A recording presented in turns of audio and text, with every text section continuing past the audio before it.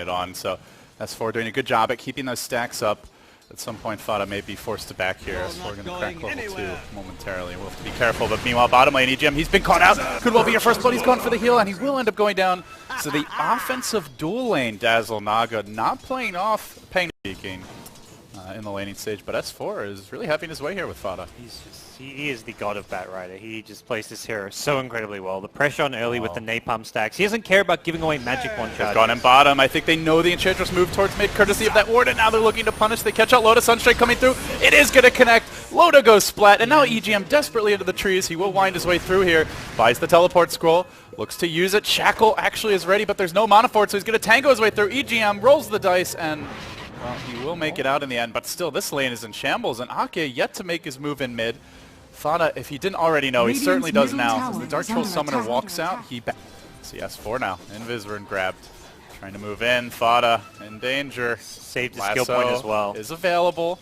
Often you don't see it at level 6, but this is a kill opportunity. They're going to let it go. There's the Firefly pulling Fada in deep behind enemy lines. They then commit a roar as well. That's some hate for Fada. Fada will fall 7 and 5. Now with looking for pickoffs, less towers, but they have to be very wary and ready to either counter gank or at least kind of maneuver around these gank opportunities that Alliance are going to be trying to find. When he's starting to catch up. Fada, this is not the way he wants to go, but they've got the vision on him. They're going to lead here with the lasso. Nobody remotely in the neighborhood help out. Then they commit the roar as well, and with all that damage, Fada continues to burn, surviving for ages, but eventually they will secure the kill. Jerax also TP'd into this one. He too is immolating, and the slow from the board combined with the Firefly damage, almost enough to kill him. At long last, Matumba Man arrives, will get the kill courtesy of the Reaper's Sight. That will be an extra 30 seconds on the sidelines, but S4 backs away. Kuroki trying to keep the vision on him, trying to prevent that break out, but can't quite do it as S4 successfully retreats. They trade a Beastmaster, 2 ultimates, but they do manage again to slay the Invoker. So far unsuccessful. They'll continue their foray here right towards the Batrider, but unfortunately Batrider is very difficult here to bring down. They do manage to get the Hex off though. The Sunstrike coming through. Reaper Sight committed again, and they get the kill with it. Down for 70 this early. That is a big deal. For them to be claiming at this stage. That's the one thing you have to be careful about is if they get that Reaper Sight kill, and you don't have to buy back a third tower deny for Alliance. Ouch.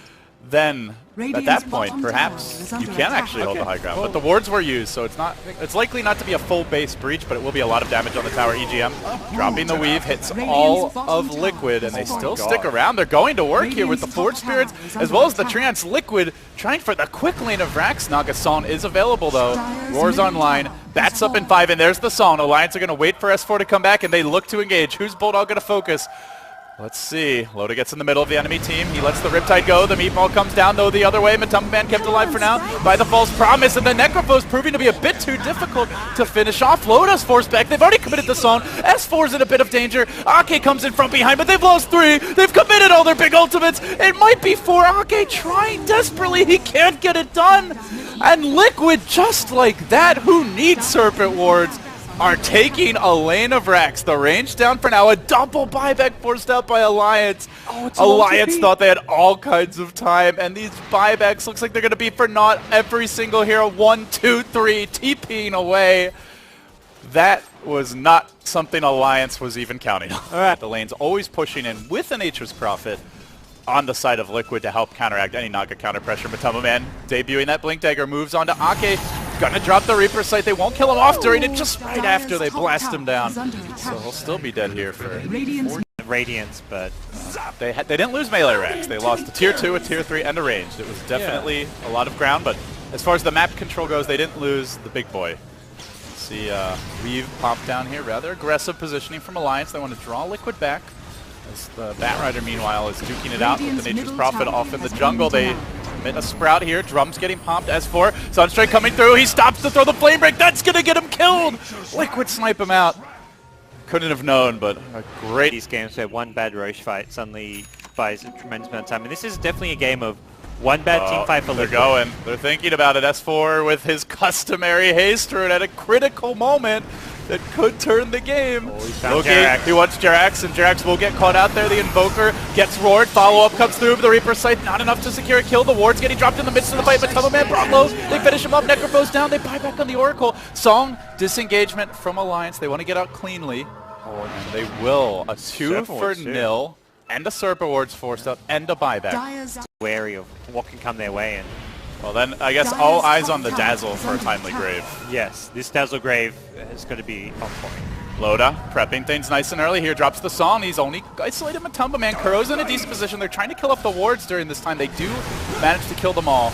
Let's see if that stops Liquid from going in. There's still a decently strong lineup, but Mind Control gets lassoed. Oracle not in position to save him. Jerax can't help out his buddy. Mind Control popping the mech. Very tanky there. Now the Meteor starts to come down, and the Alliance are going to take a rebuttal of offense. S4 graved up for now, biding their time. Kuro Loda will lose the Shadow Shaman. Loda routing them. They get the Imps off, and Matumba Man 2 will fall. That's 3 heroes down, and Alliance have them on the run. Now the long range net from downtown. Loda going to control Fada, push him back into the Ice Wall, and beat him down. Even with the Ice Wall, not enough to save him. That's 4 dead.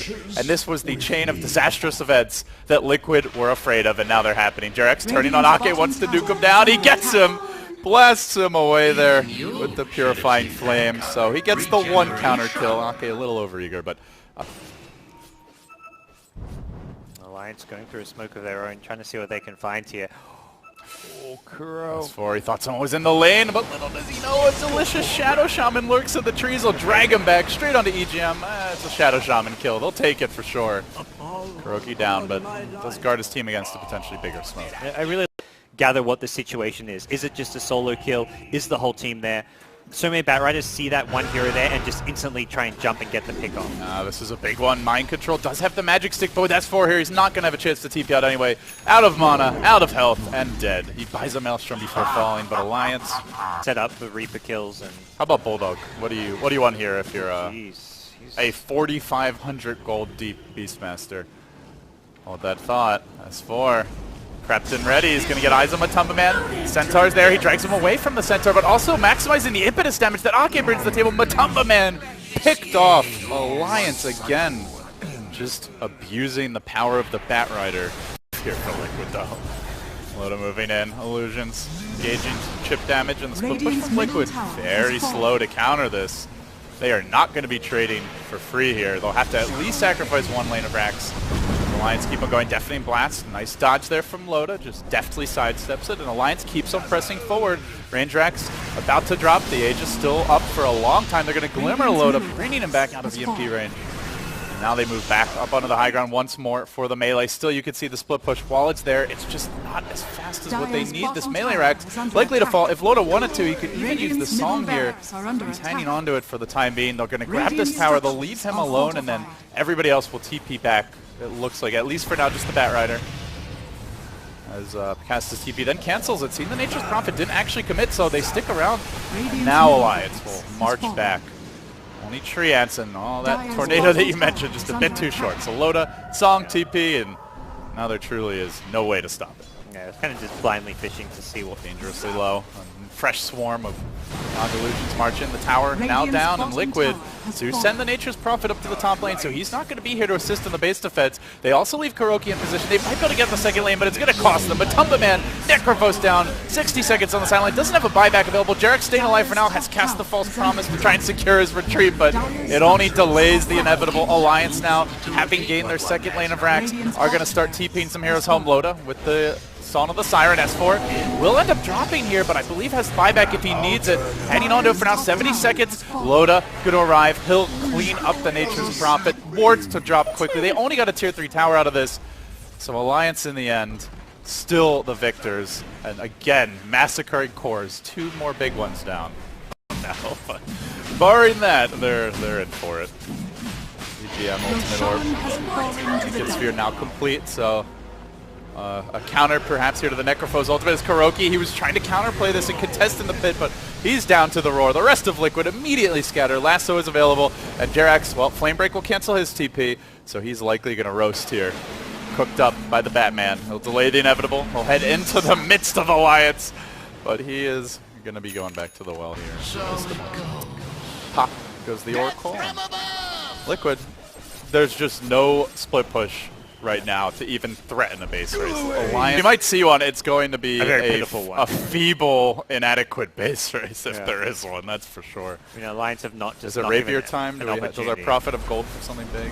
He's trying for it, but it doesn't even matter. I don't even know. Let's be serious here. Alliance. He's food. I don't even think he can Rapier. Poise under pressure.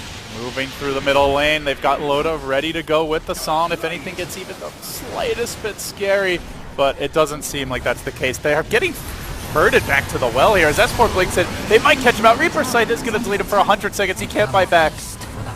And they will Song on Loda. As soon as one hero dies to the Reaper, they say, we don't even want to risk it. We'll just wait until he respawns naturally, and then we'll try again. Yeah, wave skipping just going to make this more and more difficult for Liquid to find that opening to get any racks. That's almost back, so this is looking like it's not going to accomplish too much here. The wards get dropped down, but they don't really want to move in. Song comes through. Liquid will be held in position. Matumba Man gets caught out. Wards cleaned up.